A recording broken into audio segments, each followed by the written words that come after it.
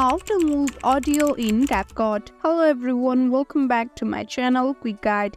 Today in this tutorial video, I will show you guys how you can move audio in Capcut. So let's get right into the video. Firstly, open your Capcut application. Now click on New Project and create a new project. For example, I will use this video. Now once you are on this page, click on this audio option and again click on sounds. Now you can use the audio in your device, or you can also use the audios that are recommended by Capcut. For example, I am using this Capcut recommended sound.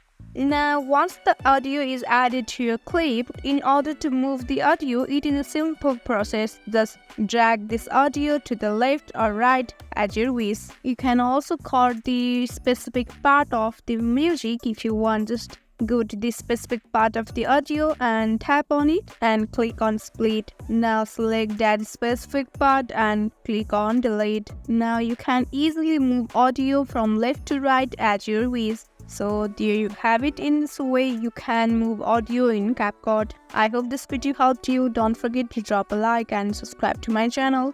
We'll see you on next video. Till then, stay tuned. Bye bye.